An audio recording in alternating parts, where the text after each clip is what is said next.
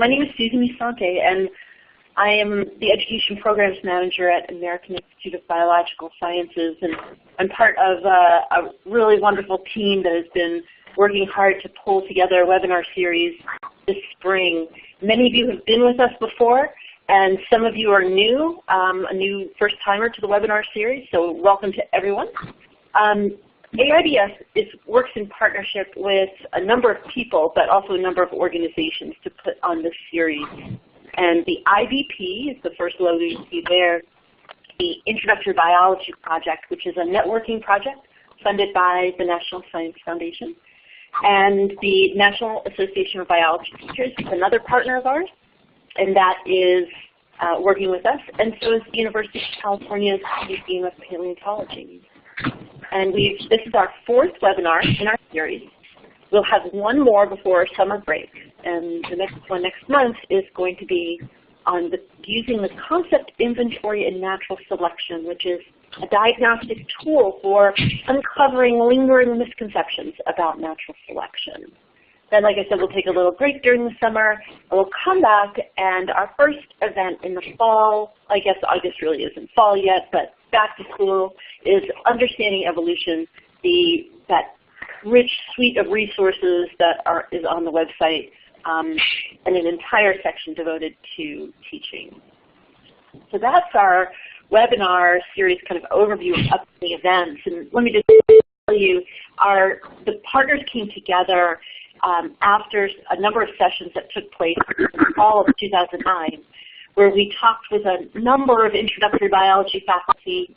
Some of you were part of those conversations. And we found out that, indeed, there is a need for additional professional development opportunities that could help model different ways of teaching, opportunities to share good questions, sharing a changed approach in general, science as a process, and really getting that across and helping students understand that. The other piece was to provide incentives. And so what we've worked to do, and we're trying a new platform this time, is to find ways to really help get you involved and facilitate continued involvement throughout, between these events as well. So with that overview, Sherry, I'm going to pass it back to you. You want to do an overview of logistics? Sure, but before we do that, we're working with a different teleconferencing bridge than we're accustomed as well. So Susan, if you could do us a favor and dial *73*, that'll turn off the notifications whenever anyone enters a meeting, and then dial *52*, and that will mute everyone on the call so we can eliminate some of the background noise. And then this last message is for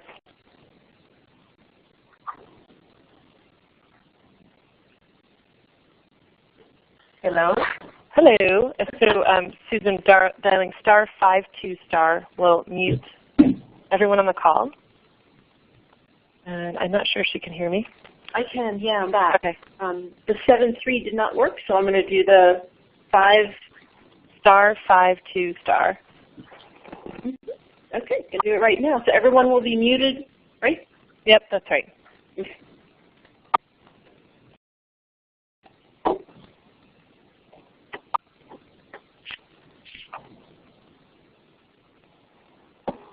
Sorry, everybody, for the rockiness and doing the instructions over the webinar. We're getting our feet on the ground here. So if anyone would like to unmute their phone to participate in the course of the event, if you'd like to write this code down, it is *6*. That will unmute your phone. When you dial that, you'll hear an audio tone that says muted or unmuted to indicate for you whether or not you'll be heard. So if you could just take a note, *6*. We certainly want you to feel comfortable unmuting and participating in the event today.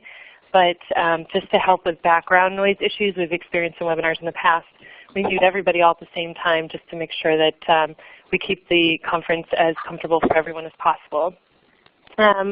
With that, Susan, did you want to add any follow-up events? Are you ready to hand over to Jen to talk about the Elluminate platform? Ready to hand it over. Okay, Jen? Great. This is Jen. Can you hear me? Yes, absolutely. Okay, great. So like we said, this is a new platform, and it's going to let us do a bunch of things that our previous platform didn't allow. So I'm just going to get you oriented. If you look in the top left of that Elluminate window, there's a little box that says Participants. And at the bottom of that box, there is a little hand, a picture of a hand. And when you click on that, you can raise your hand, and you can use that to ask a question. And if you want to lower your hand, you click on that again, and there's a little red arrow above the hand, and then you lower your hand. So that's one way that you can ask a question. Just raise your hand. And then we have a few sort of emoticons. Just to the right of that, we have a little smiley face. We have a little sort of confused face. We have clapping, and we have a thumbs down sign. And those, if you click on them, they will flash for a few seconds, and then they'll go away. So if you all could just click on the smiley face right now and let us know that you're out there, great. And we have a great new thing with this platform, which is this green check mark and red X. So we're going to be doing some polls later on in the webinar, and you can vote by using this check mark and this X. So if you can see all these little check marks, just click the green check mark. Great. A side note with that, Jen. Pardon me? A side note with that, when we do start the polling, there's certain questions in which that green check and red X will be swapped out with letters A through D or A through E. But that's the location where you will go to do your polling when requested. So. Exactly. So just next door to that is a little doorway. And that's to signify that you've left the room. You've stepped away from the session for a few minutes, and then you'll be coming back. So if your phone rings or something, you can click on that and step away.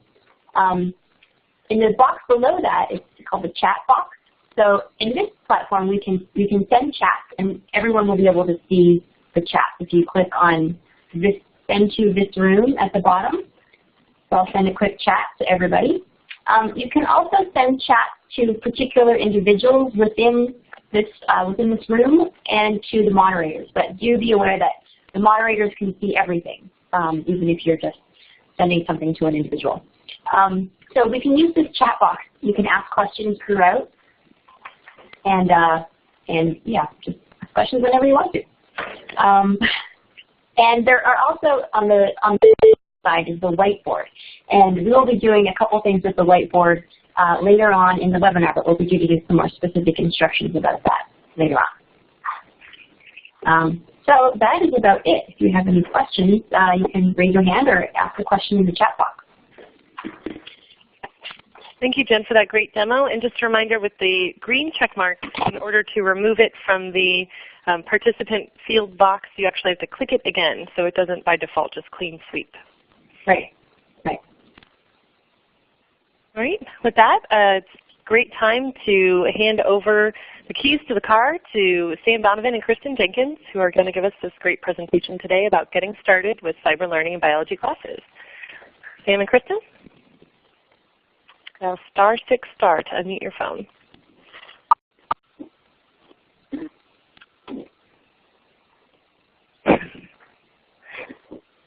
Sam and Kristen, we still can't hear you.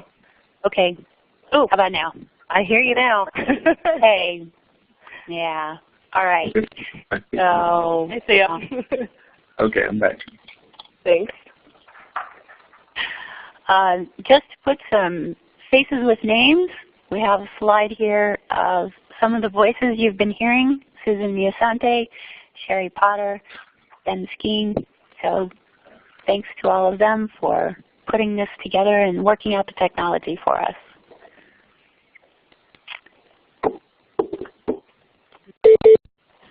We'll just get started with the webinar. I'm going to hand it, oh, yes, one more. Faces, names for us. I'm Jenkins. For the individual who's just joined us, we're getting that feedback because you need to fix the microphone to the telephone setting. Please click on the button in the bottom left corner that says audio.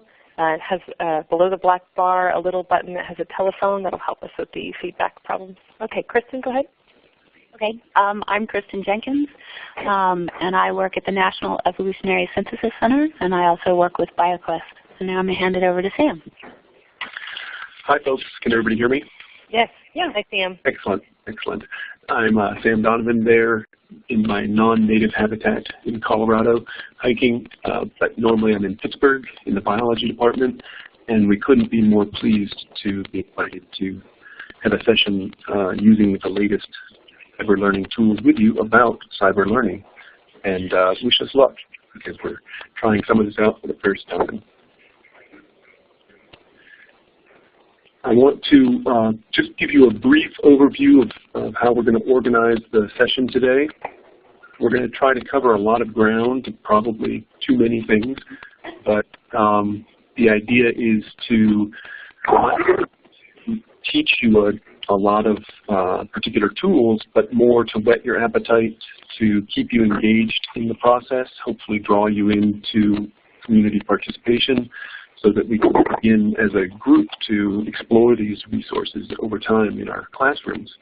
So we'll give a little bit of background about the C3 project. I'll say a couple of sort of broad things about cyber learning and how we're approaching it.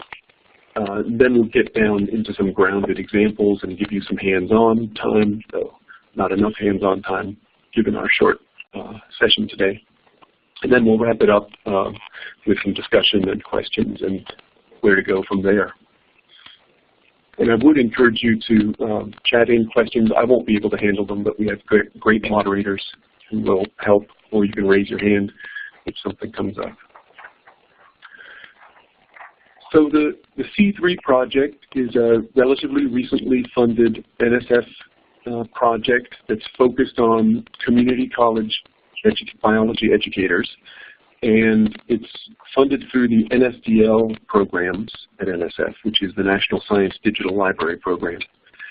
And so we are really focused on helping biology faculty take advantage of existing online resources to try new things in their classrooms. You know, we've been teaching the same way for a long time now, and the technology has shifted the playing field for us. Our students are coming in with different skill sets.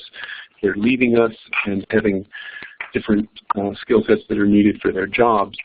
And we need to begin experimenting in our teaching so that we can keep up with this.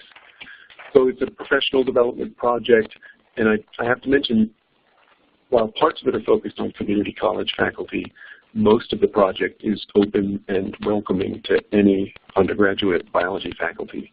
We have funding that we provide for some workshops, and that's specific to community college faculty, but otherwise it's an open project and we welcome your participation.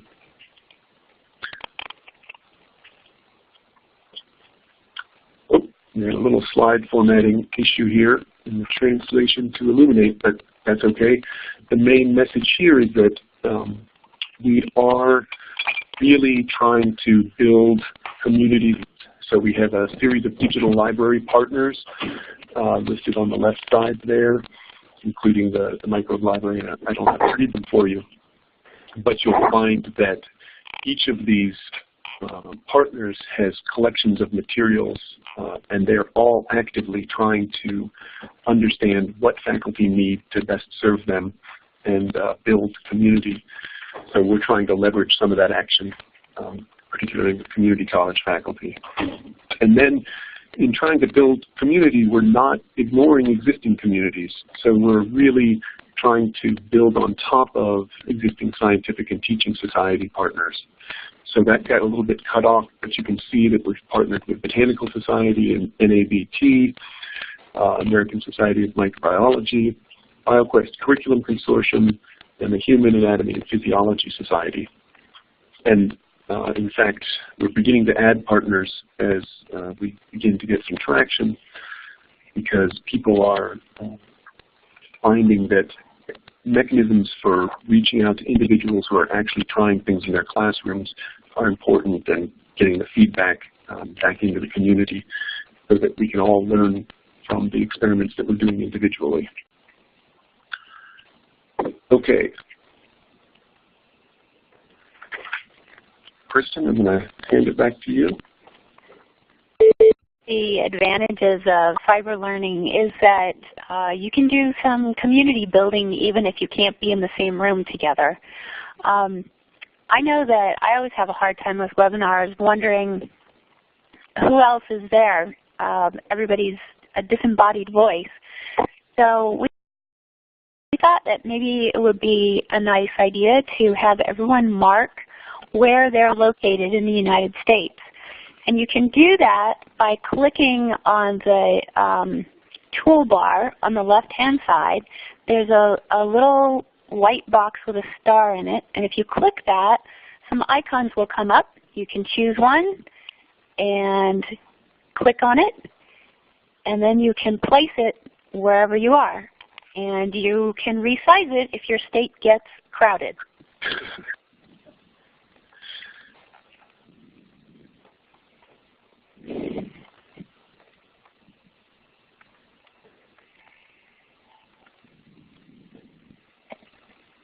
All right. This is looking good. Getting a little crowded on the East Coast there. Got some coffee drinkers in Texas. Yeah. And someone appears to be in Bermuda. Nope, they just moved.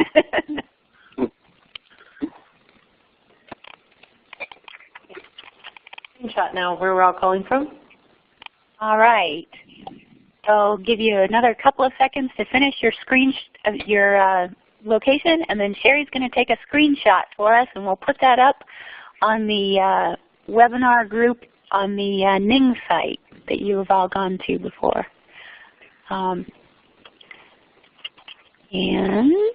thank you.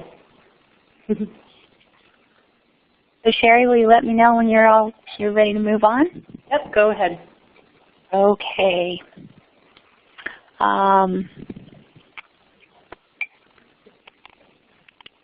That was just a really simple way to map some data, but one of the Cyberlearning tools that Sam and I were thinking that you might enjoy learning about are some of these mapping tools. These are also posted on the DIGO site, and we'll be going there later in the webinar so you can get a closer look at some of these. But up at the top we've got Health Map. It's a way to sort of map where outbreaks are occurring of different diseases around the globe. You may be familiar with Google Earth, the one in the middle.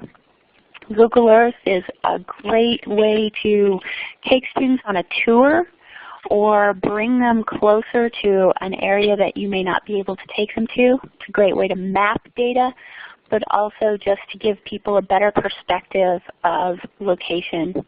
And the last one down there is a picture from a project where they have tagged pelagic organisms, and the website, the tool, actually allows you to track those organisms. And as I mentioned, we'll be looking at those. Those are all on the DIGO site, which we will be looking at later in the webinar. And so now I'm going to turn it back to Sam. Thanks, Kristen.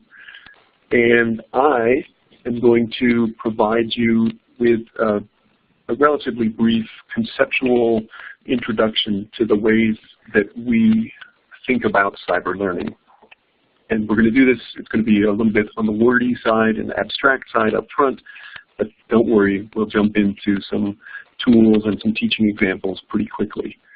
I guess my first message would be welcome, fellow cyber learners, because we are all trying to figure this out as we go, and we treat this project as a big experiment. We don't know exactly what's going to resonate with faculty. We don't know exactly what's going to resonate with students. And it's only through the participation together to try new teaching and learning experiences that we're going to get a sense of what education is going to look like probably within the next decade or so. A lot of things changing. So we picked up on the language of cyber learning from this publication, Fostering Learning in the Networked World.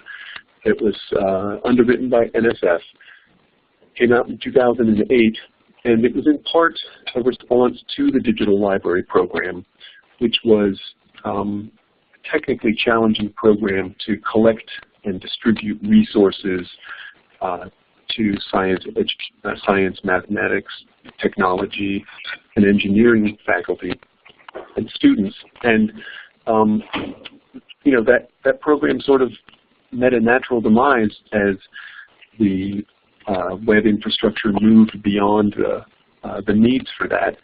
And so part of this pamphlet was this shift in language from looking for archives of materials to creating sort of a more active, computer-mediated learning environment.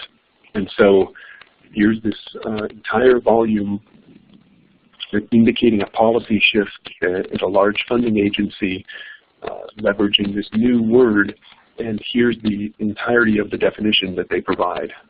Cyberlearning is mediated by networked computing and communications technologies. So, you know, that is pretty open-ended. It's a little bit of a Wild West right now. People trying to understand what's possible and what's likely to emerge as best practices over time.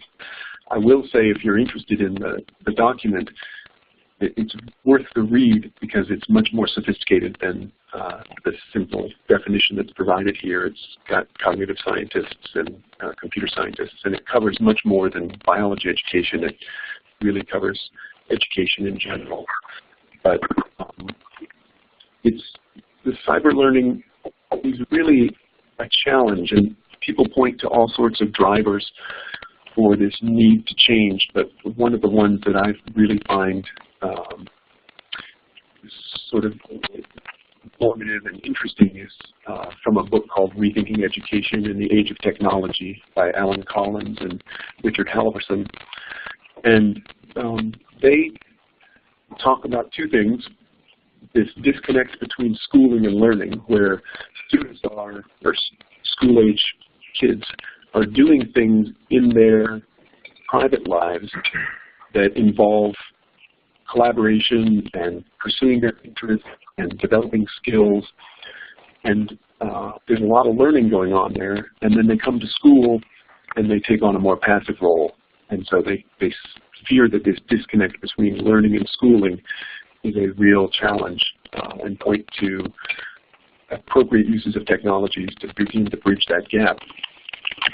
And then they use this language of schooling as sort of traditional notions of, you can see the list there on the left, uniform learning and the teacher being the primary content provider and expert. Whereas technology has shifted the playing field so that the opportunities for different learning environments now are emerging. It's not going to be easy. It's going to change all sorts of cultural patterns, and it's going to require institutional change as well. But again, they see this incompatibility, and they call for radical reform, which we're just taking a little bite out of. We're just trying to create some case examples that work. Tim, if I could pause you for just one moment. We're still having a little bit of an issue with background noise that we're trying to figure out how to address. The mute all function doesn't seem to have worked properly. So just wanted to ask you guys if you have a mute button on your own personal phones to go ahead and mute so that the noise from your offices or stations doesn't interfere with your ability to hear. If you don't have a mute button, if you could dial *6* and listen to the prompt to see if it's telling you whether you're muted or unmuted, I think a little bit better. Yeah, they're probably all wishing that I would mute my microphone. Your microphone seems to be crackling a little bit. I just don't know what to do about that. So I okay. Crackling, but I think that interjection helped a little bit with the sound quality. So thank you, everybody. And sorry, Sam, I'm sorry to interrupt you. Oh, no, that's fine. This is learning as we do, so it's important to interrupt and fix things. So when we sort of take on this vague and big challenge of cyber learning, we think about it around 4 different agendas or themes. We're exploring this language of integrating media literacy and disciplinary literacy, and I'm going to talk about each of these just a little bit more. We want to look at these online tools and collaboration resources as ways to make teaching and learning processes more visible. We're really arguing in our project that the materials that exist, the resources and tools that exist are plenty to get us going. We shouldn't be waiting around for fancy specialized things. We have the power in our current resources to do fabulous stuff. And then lastly, that we are now in a position to really support student-centered learning in ways that are difficult to do when we don't have the flexibility of an online or technology facilitated environment. So a little bit about each of those briefly. The idea of media literacy and disciplinary literacy has a few components to it. Partly is that whereas information used to be limiting, now we're dealing with a fire hose problem. We're inundated. We have information overload. And a big part of operating as a professional biologist, as a teacher, as an informed citizen is about managing that information. And so we argue that you can't say that you're helping people understand biology or what biologists do unless you help them understand how biologists operate in an information space. And the skills required for navigating this information space are emerging and changing rapidly. And so we need to focus on giving students experiences while we can mentor them on the disciplinary side, because we do have the biology expertise to help them problem solve when they get stuck. But if they don't get experience making differentiations between information sources about biology in our classes, where are they going to get that? And if it's a total disconnect between what they experience in class and what they experience in the rest of the world, we're not giving them real opportunities for lifelong learning. So because so much of computer-mediated teaching and learning involves collecting records of what goes on, it provides opportunities to make the teaching and learning process more visible. And there's some very interesting research that looks at how people learn by watching other people make mistakes, by looking not just at the final products, but at the process involved in generating a solution. And so these are all emerging opportunities in the electronic environment that we need to begin to think about integrating into our teaching practices. So this is going to be a massive culture change, because in the past, as biology educators, our job has been to process and simplify the information and pass it on to the students. And now we're thinking about helping them understand the struggles that we're having, coming to grips with information, helping them understand where the controversies are within the discipline, and helping them learn from each other. So we're talking pretty different kinds of educational settings here. This notion of using existing tools is somewhat in response to the technologist focus of cyber learning, where people want to build an entire enclosed learning system so that students don't ever have to deal with the real web, or don't ever have to deal with ambiguity. And so there's, but if we get students using the real tools that are out there now, then those will be useful to them in their careers. They'll be useful to them in their future classes. And they'll be the kind of tools that scientists and informed citizens are using. So we argue strongly for using already existing, often open source or very inexpensive resources in our cyber learning settings. And this really sets up the opportunity to have students doing the work. Instead of having students spend time simply reading and rereading a textbook, we want them to be learning by engaging around the complex suite of things that are doing science, right? From arguing to collecting data, to making sense of data, to trying to interpret other people's claims. And so we're really pushing for fostering peer interactions using these technologies. Now, that's all very hand-waving and big picture kinds of stuff.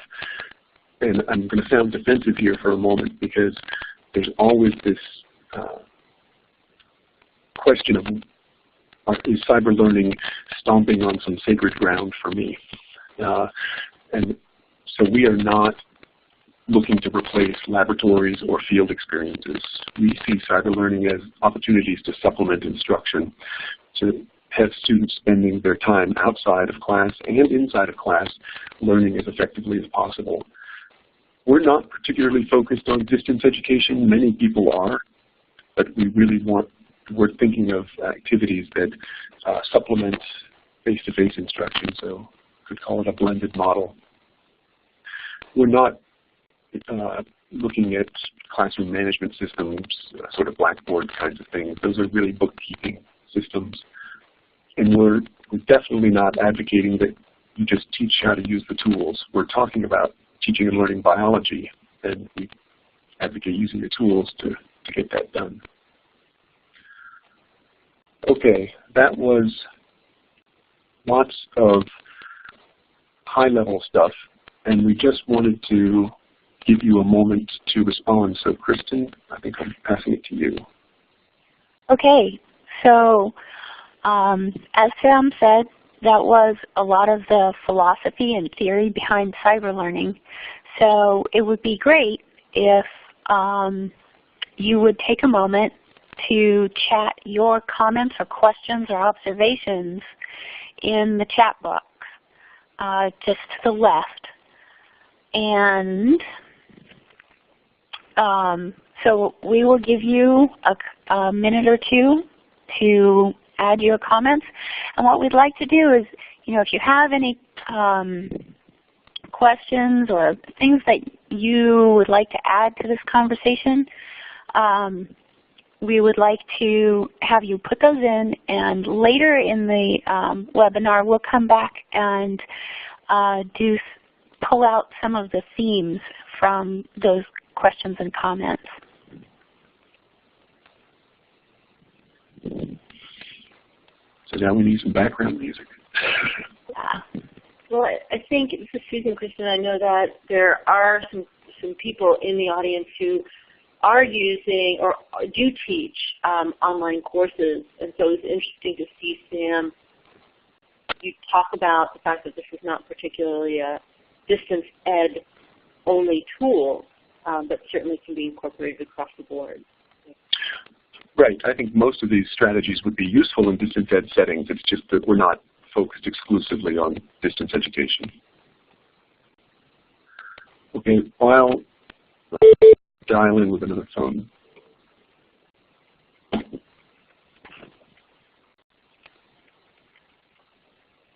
So we welcome anything that you have to say about the information that Sam's presented so far.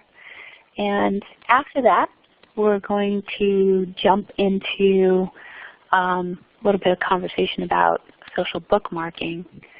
So I'm going to keep an eye on the chats, and when they slow down a little bit, I will move us forward.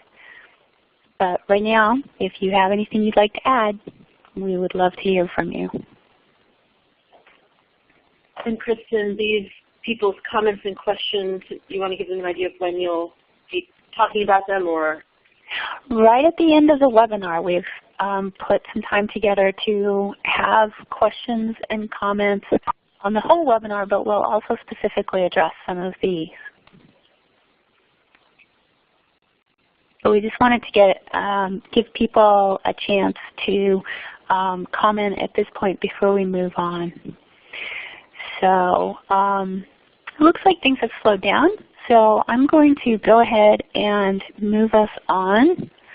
We're going to start talking about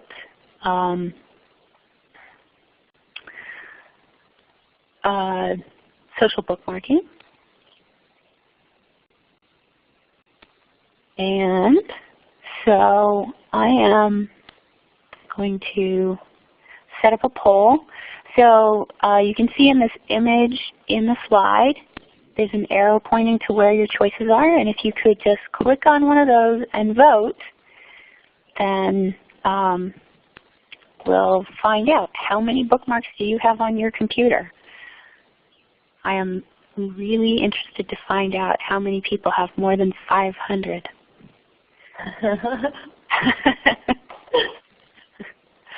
I didn't put more than 500 as a choice in there, but Sam did, so I'm thinking perhaps Sam does. Oh, and to enter the poll, you can see on the screen there's the A, B, C, D, and E. So you'll notice the check and the the green check and the red X have now turned to 5-letter choices. And so you can just select from those 5 letters. Mm-hmm. All right, looks good. So now the lovely thing about this is that we can get our results tallied up for us, sort of like using clickers in class. And it looks like the majority of people fall between 10 and 100. And there is someone who has more than 500 bookmarks. That's amazing. I'm very impressed. All right. Moving forward.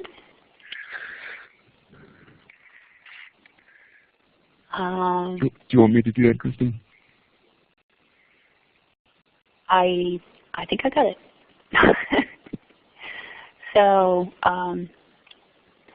in this poll, we'd like to know how effective or efficient you feel your current system for managing your web information is. If you'll wait just a second. There's your new set of choices, A, B, C, or D. And if you'll just vote and let us know how you're managing your web information.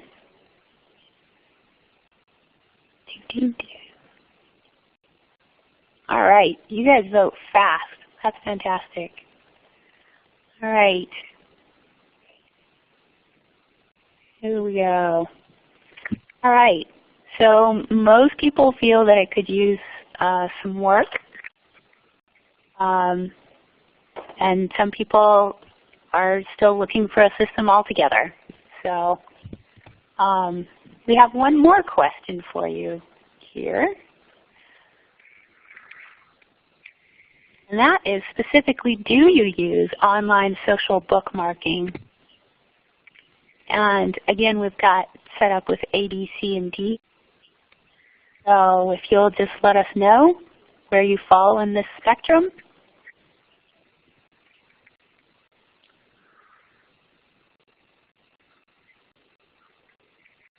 All right. One hand raised. Carol, if you'd like to unmute your phone to ask a question, it's *6*. Oh, I guess our question is, what is that, Kristen? I was What just is wondering what you meant by online social bookmarking. Okay, well, then your choice would be D. Okay. Thank you. You're welcome. Yeah, I think for me, a lot of the confusion around cyber learning for me personally is that most of the terms have not been well defined, and so people use similar terms in different ways or to mean different things. So that was part of the reason that we felt it was important to state what we meant when we were talking about cyber learning. It's the same thing here when we talk about social bookmarking. That could mean different things to different people.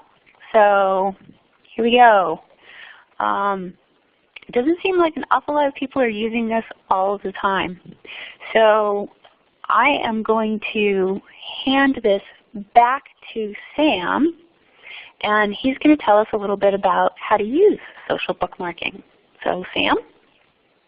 Okay, can you hear me? Yes. Yes. Excellent.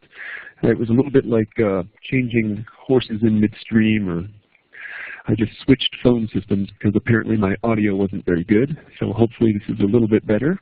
Yeah, that's made it Thank you for that. Good, good. Do you want me to go back and give the other talk again? I won't. So this is a an activity that you have all, well, not all of you, but many of you have already participated in. So as a concrete example of the ways that this information space is different, is that it's fancy enough that we have the access through the web to all sorts of rich resources for teaching and learning, but many of us have begun to sort of organize and annotate and collect these materials because we're accessing them all the time. Sometimes we download them to our hard drives, but oftentimes they're sites that change regularly and we need to go back. We all use bookmarks for different reasons, but the key in this context is that by saving those bookmarks in an online service, you are able to access those from multiple computers for the first thing, that when I go home and fire up my other computer, I can get access to anything that I've bookmarked from work. It also provides a backup system because those are saved on a third-party server somewhere. And that's all well and fine, and I did that a couple of years ago, and I got much more efficient at finding things. Instead of hunting around using Google or looking on my hard drive, I actually go out on the web and grab things over and over again because they're easier to find with my bookmarks. But the real power comes when you take advantage of the social features of those online bookmarking systems. And so it's essentially everything that you'd expect in an online system of storing your bookmarks, except that you have the option to make some of those public. And you have the option to follow individuals who have similar profiles to you in terms of what they teach or the kinds of things that they bookmark. And you have the opportunity to look in on other people's conversations if they're annotating and collecting additional information on these web resources. And you can even take it further, as we did, and form a group where you would collaboratively develop a collection of resources and work on them together. So the major idea behind online bookmarking is amplified by taking advantage of the social features, and it's really underutilized right now in education. I had a group of students working with me this semester, and only about 2 out of 11 of them had really taken advantage of social bookmarks up to this point. And by the end of the semester, they were all, almost all of them, sworn to it for future use of keeping track of their online materials. Now, I'm just going to mention briefly that these online research tools, in addition to allowing you to bookmark, they've added other features. So many of them allow you to highlight or add comments using sticky notes or other text tools directly in the context of the web page. And what's happening there is that you're saving information in a database that's associated with that page, and then when you revisit that page, that database information is shown. You're not changing the page itself, you're just saving information on top of it. And we're not going to do that, look at that so much today, but I want to mention it because many people take this work to sort of even further lengths by actually sharing research projects using social bookmarking and research tools. Okay, so Kristen is going to turn on Digo for us. Oh, so did you all now have a web page pop up in front? I hope you can give me a clap. That's all. Let's have a clap if you got Digo web page popping up. Fabulous. And let's have a Kristen or someone. Can you bring us back the check versus the X, so we can get a sense of how many people they could choose a check mark if they have a Digo account. And if it's too hard to do that, that's fine. I cannot do that on the fly. Sherry, can you do that? That's fine. We have our check and our X. So if you've got a Digo account, why don't you put a check? If not, why don't you put an X? Just so that we have a sense of how many people. Okay, so we're split about 50-50. Oh, 60-40. Okay, thanks. So this is the front page of Digo. You can see that I'm not logged in because I have the sign-in option in the upper right corner. I have a quick question. Sure. I can't. All I see, my computer must be frozen up or something. I've got a blank screen and I can't do anything. Okay, I'm going to hand you off to Susan or Sherry. Sure, can you identify yourself so we know who to? It's Carol. Hi, Carol. Anders. Okay, we'll contact you on the side to figure out how to address this. Okay. Thanks. And in the meantime, Sam, we have a question about Digo stand for.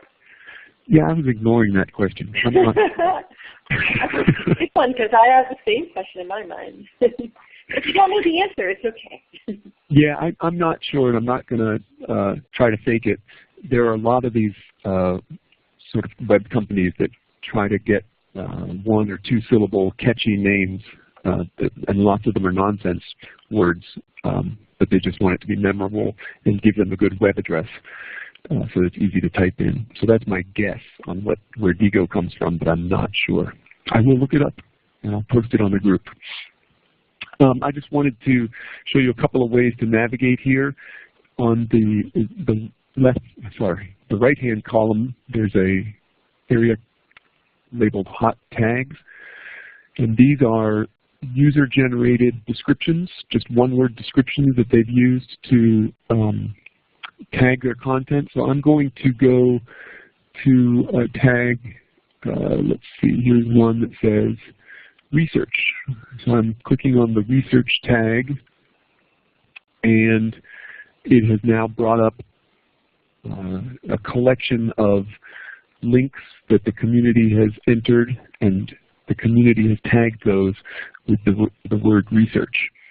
And so when you are looking at these, each line is a link to a different website, and you can see the tags down below. Do I have a pointing tool I can use? Let's see here. I'm going to do it. And then you can see on the left column how many people have bookmarked that site. So you can tell that Zotero, which is a set of productivity tools sort of like Google Documents, is very popular in this community. There's another easy way to find things if you don't see it inside of the tags, is you can just search. So I've entered my cursor in the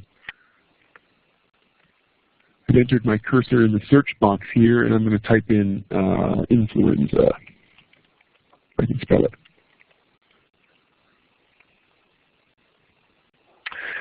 And so again, I'm not even logged in. I'm just searching the whole community's collection of materials on the term influenza. It may appear in the title of the resource. It may appear in an annotation that they've made. It may appear in a tag that they've created for it. So there are a couple of interesting looking things, except that I must have searched. So I'm not exactly sure where that went. So I'm going to go now to groups. And what we did was we created a special group for this community. And so if I just type in, if I can't remember the address, I can just go to the groups page and type in Cyberlearning.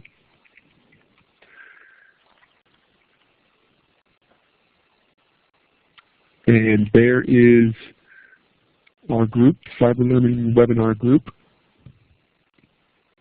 And if I go to that, I can see we've got 19 members and 26 items have been tagged. It's been visited 86 times.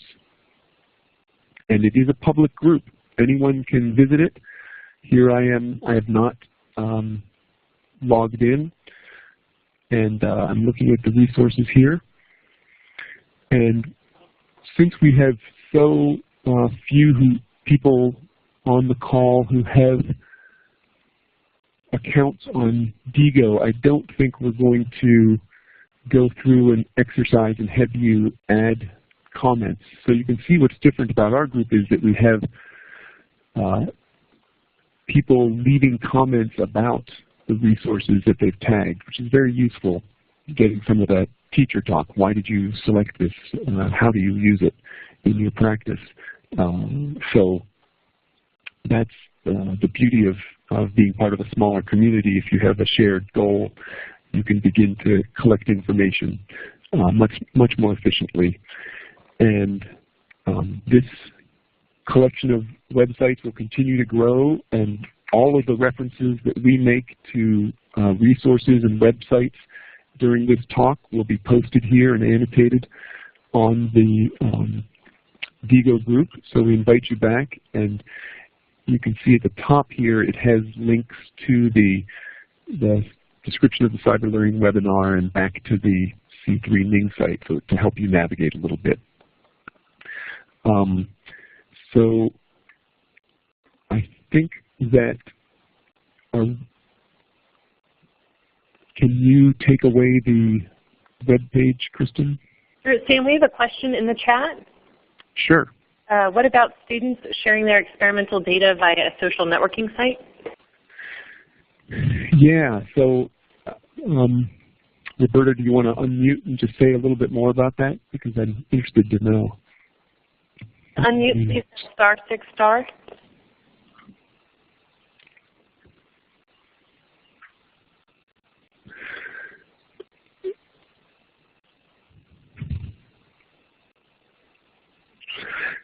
So,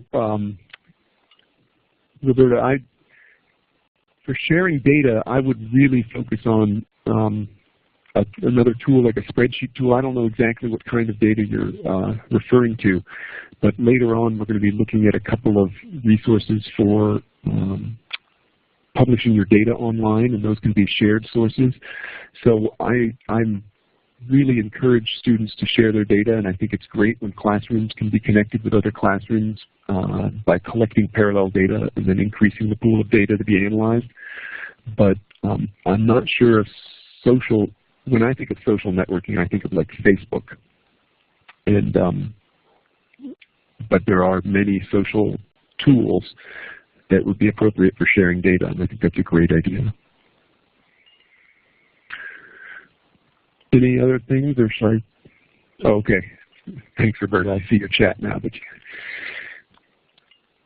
okay, we want to continue with some more grounded examples here, and I want to show off a couple of things that we worked on this semester with my students around taking advantage of these online information resources and the richness of one of the activities that we worked on involved dealing with difficult to visualize and understand biological processes. So one of those was the light reaction of photosynthesis. And oftentimes I've spent hours going through multiple animations trying to decide which one's going to be most effective with my students, and making all sorts of judgments about the ways that the information is presented and so forth. And it occurs to me that in this online learning environment with all these online resources, students should get experience looking across these different animation types, and in fact it might help them to have comparative views, contrasting and comparative views of different representations. So we worked out a system where students went around and made a collection of animations, and then we selected some and built an assignment. And I'm sorry, the reproduction of my slide makes this assignment a little bit hard to read, but this is just part of it. And the idea was to drive students to look carefully at these different representations and their animations that would change over time, obviously. And these are just screenshots of them. But they had to ask questions about which animations were good at showing which parts of the process. And through this series of questions and comparative analyses, they got much deeper into their understanding of light reaction of photosynthesis because they were having to think across these different views of it. Thinking, for instance, whether the color choices were an artistic interpretation or whether they were meaningful. What was the animation emphasizing, and so forth. So again, the idea, and this is a fairly simple exercise, but there's so much information out there. Why aren't we giving students the opportunity to look across multiple resources instead of trying to do all of the selection for them, as long as we can guide them with the appropriate biological scaffold to help them make sense of the information. Whoops. Thank you. Another kind of activity that we worked on was using a tool called ImageJ from the National Institutes of Health to collect quantitative data from visual images. And again, there's such rich visual data sets available on the web. And I'd often bring things to class and show them to students, but they would be, we wouldn't do anything with them, and they wouldn't have the chance to develop their own analyses. So ImageJ is not a new tool. It's been around forever. And but we began to explore all the ways it could be used to quantify different kinds of visual data, extract data. So the example in the upper left is an analysis of different canine skulls, looking at tooth length and other aspects of skull morphology that they were able to measure with a collection of web pictures that they found. And the nice thing about ImageJ is that it will pull the data directly into an Excel table for you, which they've demonstrated there. At the bottom left is a technique for measuring non-standard areas, looking at leaf minor paths in some phlox leaves. And then a student in the lower right there took satellite imagery of ice shelves and turned it into a different kind of representation that made it easier to compare across the 4 years between those two images. So there are lots and lots of opportunities to grab collections of images, or students can take their own with cameras, microscope cameras or digital cameras, and do quantitative analysis with those. Once you have that data, there are a variety of online tools for posting that data and beginning to visualize and even analyze it at a certain level. So the three that we've explored include a tool called Many Eyes that IBM developed, a tool called Swivel, and one called Gapminder, which we'll take a look at in just a moment. But you can see, again, the slide didn't reproduce very well, but on the left-hand side is a list of the various kinds of data visualizations that you can generate from the Many Eyes online tool. So you upload your data set, and then you have these kinds of tools to look at it. But again, just like the bookmarks, not only is it happening in an online environment, but it's a social component too, so that you can have students generating visualizations to try to establish patterns or look for correlations. And then other students can go in and comment on those, choose a different representation that might tell a different story or extend the story that the first student started. It just creates a nice space, and it's also a great source for data sets, because there are lots and lots of public data sets up. So I'm going to slow down just a little bit to talk more in depth about one of these data visualization tools that we've used called Gapminder. Can I just see a show of, I guess, claps in terms of who has heard of Gapminder? And do you want a thumbs down for those who haven't? Sure, sure. Okay, so all right, so not a lot of people have heard of Gapminder. Again, this is an online data visualization tool It comes with some existing large data sets, but it also allows you to upload your own data sets. And I'm just going to show you a couple of features of the interface, and then we're going to set you loose on it for a couple of minutes to explore it yourself. So I'm going to go, I think, oh, excuse me. Okay, are people back with me on the slide that has the long lists of variables on the left side? What I'm demonstrating here with this slide is that the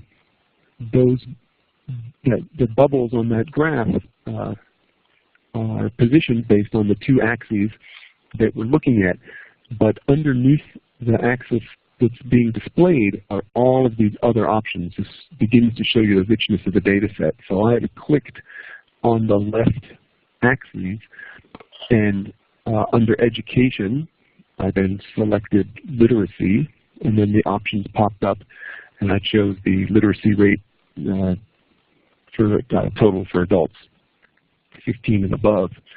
But I just wanted to capture this to show you the richness of this data so that when you get a chance to work with it in about 30 seconds, you will take a look there. And then secondly, I wanted to show you another trick. If you look in the bottom left corner, there's a play button, and you can see different years, in this case from 1800 to just past 2000, depends on the data that you're looking at. And when you press that play button, it will display each year's data over time. And in this case, you see a tracing of the yellow circle that represents the United States. And that was traced because I clicked in the right column, I selected the United States. So it created a historical trace of the values, in this case, life expectancy at birth versus income per person. I also wanted to point out in this slide, part of the Gapminder interface, that I had highlighted the China bubble in the graph, and it gives me the values on the X and Y axis for life expectancy and per capita, income per person. But it also gives me the value, the size of that bubble is the population. So in the lower right corner, 1.32 billion people. That's what that size bubble represents. And on the world map, it also shows me the region. So I just wanted to give you a little sense of what you could do, because we're going to now set you loose for a couple of minutes to let you work with the Gapminder interface. And I think that Kristen is going to do that. Yep. Okay. No, that just went back to Deco. Sorry. I can load it up if you need me to. Try this.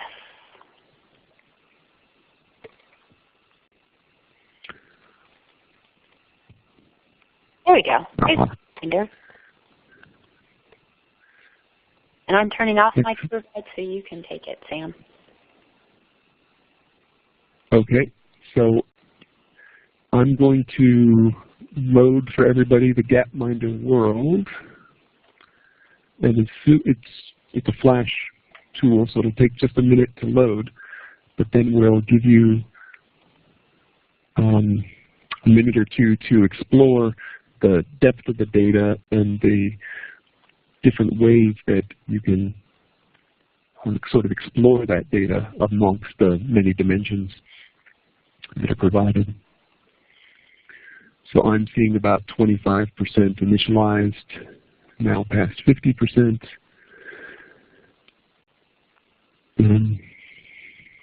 And now it should be live for you.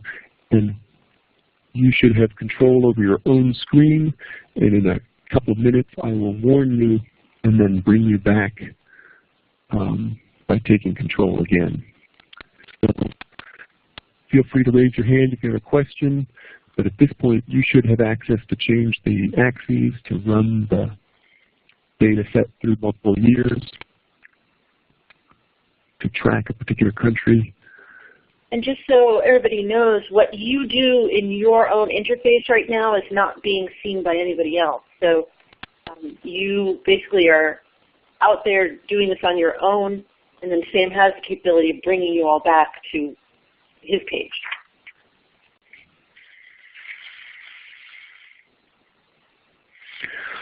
And somebody's going to talk over this. I can't stand the empty space. Well, some of the well, one of the things maybe is to share how you use this with your students, just real briefly. Just on the fly in the classroom, or is this something that is part of a bigger project that you've done with them? Just give yeah. So what I like to do with Gapminder is I introduce it, and one nice thing about this site, Gapminder World, is that they have some very nice introductory videos that sort of tell stories of the relationship between economic conditions and health characteristics. So those are very nice introductions. Then I like to have students really design small experiments where they're looking for evidence of particular relationships and telling stories through time. You can see evidence of wars. You can see relationships between trading treaties and so forth in terms of when people's economic standards change and how their health changes. This collection of data, as you can see, it's labeled Wealth and Health of Nations. They have another massive data set around agricultural production, as well as several others. And then, of course, as I said, you can load your own data. So I've had students experiment with loading up some data sets that we found from other research contexts, and just to take advantage of the interface for viewing that data. It's turned out to be very handy. Okay, well, I trust that people generated a graph or two, maybe played through some time, looked at the richness of that data, and again, we will put the Gapminder resource links up on the website, the DIGO group, so that you can follow that up, and they have some nice teaching materials as well. But it's just another example of how we can use rich resources in accessible ways, right? Introductory students can explore data visually, and it's an important thing for them to get some experience doing. So I'm going to put away this web page. Sorry if you were still playing, because we need to, time presses on. And it's a really cool website. Yeah, it's good stuff. All right, Kristen, you want to just fire this one at them? In the interest of time, do you want to skip the polling questions and go right to the RSS information? Yeah, I think our cyber eyes were bigger than our cyber capabilities here in terms of how much we thought we might be able to share with you, and I apologize that we're sort of marching through things. We're trying a lot of different ways to get students involved in using resources, and we just couldn't decide which ones to cut out, so we tried to cover everything. I'm going to say a few words about really simple syndication and developing feeds. So one of the themes that we work on in our cyber learning efforts is to help students become more savvy about their information access, where they're getting their scientific information, how they're making evaluations of claims. And you really can't do that in the absence of having some rich new information to deal with. So textbooks tend to be a little bit static. Sometimes they'll include classic data sets or problems that were current when the text was published. But oftentimes it's interesting to bring current events and controversies into the classroom. And so on the Cyberlearning webinar group, we asked you to share information about some current events that you use in your teaching, and we got a couple of responses there. But the reason for doing that was because we wanted to demonstrate that you can have some of that current information fed to you in an automated way using these RSS feeds. So let's get a quick check or X in terms of people who are currently using RSS feeds, or at least understand what they do. Okay, good, thank you. It's a complex business because almost anything can be an RSS feed. What happens is that instead of having to visit a website to see if there's any new information or content there, you can set up a system so that it will automatically send information to your account when it gets updated. And so here I have examples of scientific resources that I found particularly useful. Any PubMed search that you build can be saved as a feed. And so you would create a little script that allows you to use your news reader to collect the information. Anytime anything new that meets your search criteria gets indexed on PubMed, you will get, you can choose to have it sent to you in email, or you could have it just sent to your reader account so that when you have time you can go look at it. You can have those posted on the web. You can have those in public spaces so students can look at them. Science News is another nice current events, science-y resource that provides feed services, just about anything, all blogs. And in fact, you can just about get a feed for anything by using a tool called Google Alerts, which essentially is a specialized Google search that will tell you when Google indexes anything new that meets your search criteria. So if you've just published a paper and you want to know who's responding to it or citing it, you can build up a Google alert to have that information emailed to you or sent to your sent to your feed reader. And you can also do tricks with your readers to combine feeds and do all sorts of filtering. And we have some information about this that was developed by students this semester on the C3 webpage. And I just want to, Kristen, I think, yeah, if you would take me to the second link, that would be great.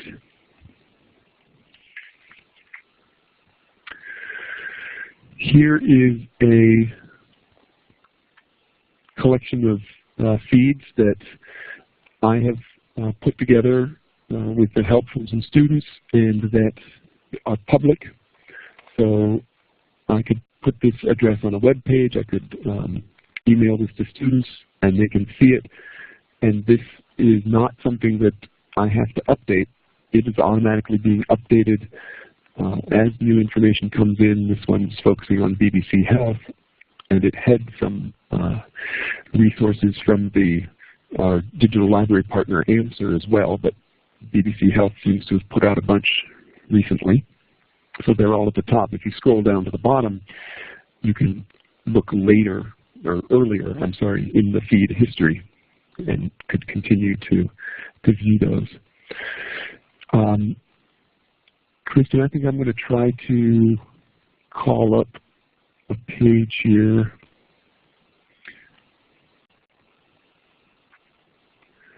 So everybody should be following me. And now we're at the Cyberlearning webinar group at C3.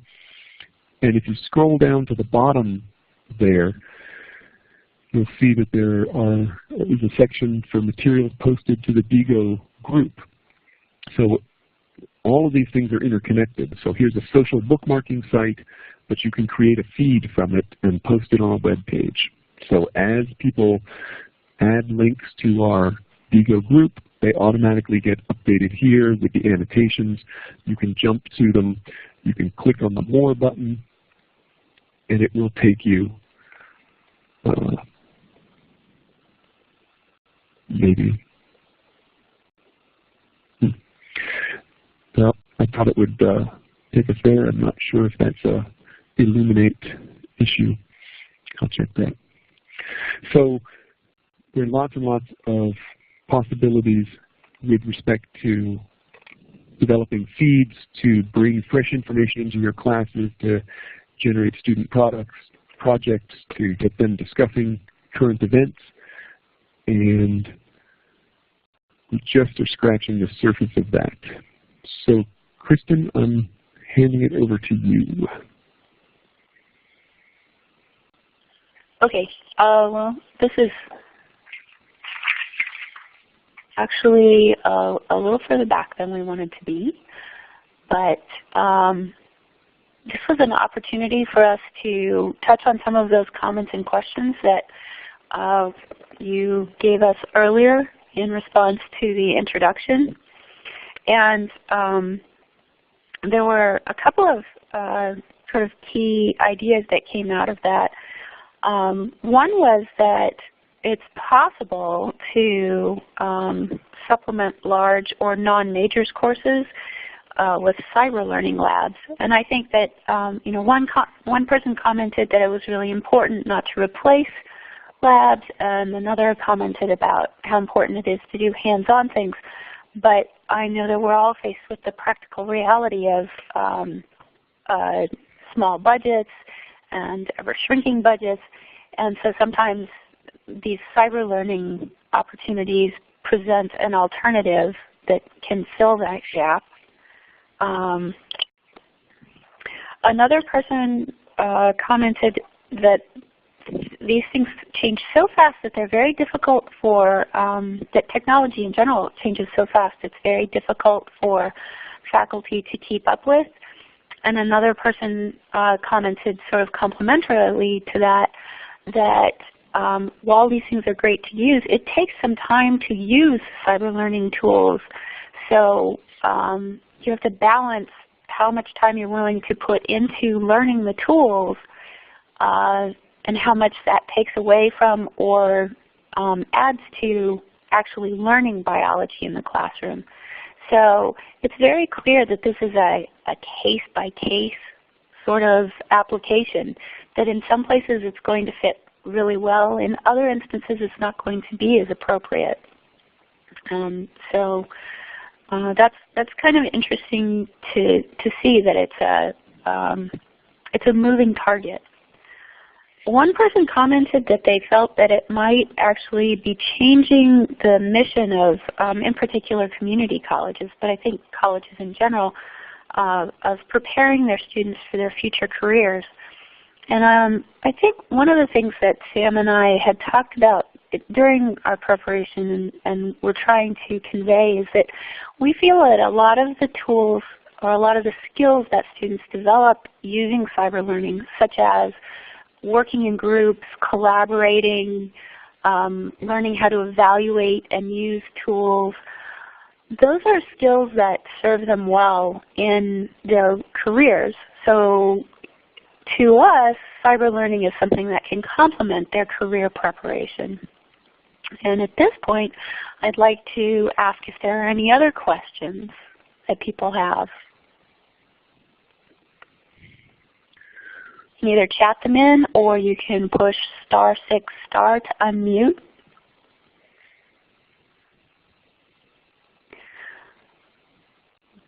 We've had someone who said that they'd like to have a weekend workshop, and one who said his technology failed him, his phone battery died. So,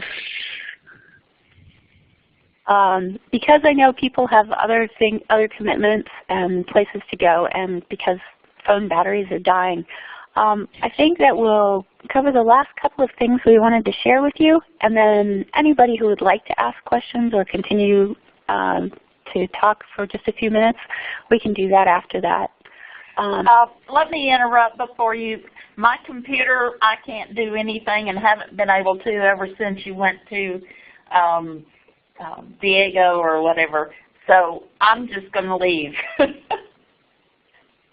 Well, thanks for listening, and that right there would be a perfect example of how cyber learning does not always go smoothly.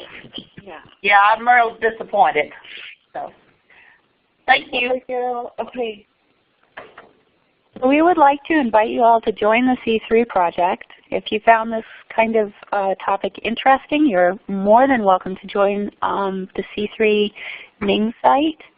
The C3 project will also be at AMSCU in May, BioQuest in June, the Botanical Society of America in August, and NABT in November.